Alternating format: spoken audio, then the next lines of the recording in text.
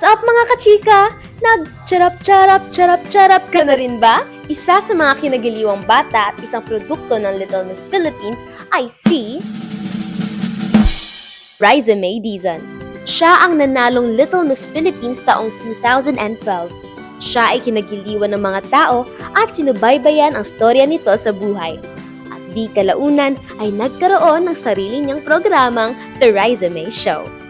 Hindi man taon-taon ang pag-ere ng LMP sa 2010s, ito naman ang pinaka-experimental stage ng segment. Ipinakilala nito ang kahit sino pwede Little Miss Philippine Edition, Little Miss Philippine 2014 My Mini-Me, Little Miss Philippines 2019 as part of Eat Balaga's 40th anniversary. Pagpatak ng 2020s, sunod-sunod ang mga hamon na hinarap ng LMP. Kabilang dyan ang introduksyon ng rival noontime show ang sarili nilang child pageant segment na Mini Miss You.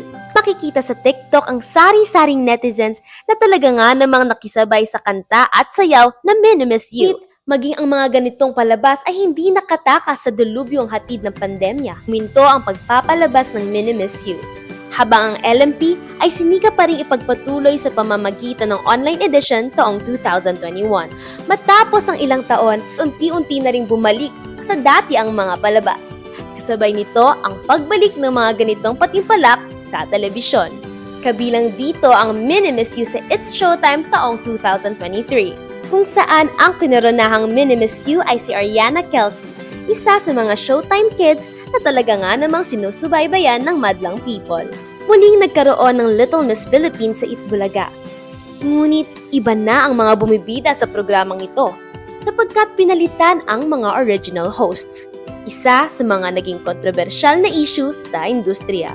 Sa 4 na dekada nating pagsasama, ating natunghayan na patuloy ang pag-ere nito sa telebisyon dahil sa pagsabay nito sa mga uso kung saan ang mga tugtugin at kadalasang kasuotan ay on trend. Bagamat makikita ang malaking impluwensya ng ibang bansa, ay hindi pa rin nawawala ang pagka-Pilipino nito.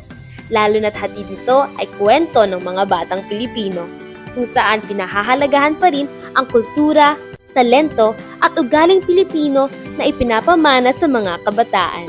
Tumpok rin sa pamilya ang segment na ito, lalo na't ito ay may hatid na emotional na story ng mga kabataang sumasali dito, na naglalayong iahon sa hirap ang kani-kanilang mga pamilya. Mahalagang ito'y mapag-aralan natin sapagkat ang pagpapalabas ng bata sa telebisyon o sa media in general ay may malaking epekto sa manonood.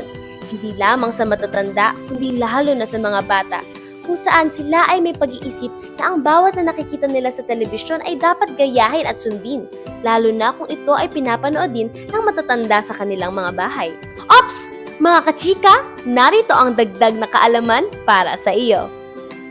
Alam niyo ba na sa France ay ipinagbabawal ang mga pagsali ng mga kabataan na under 16 sa pageant shows? Kayo, pabor ba kayo sa ganitong patimpalak para sa mga kabataan? Maaari niyo yang sagutin sa comment section below. Paalam at hanggang sa muli mga kachika!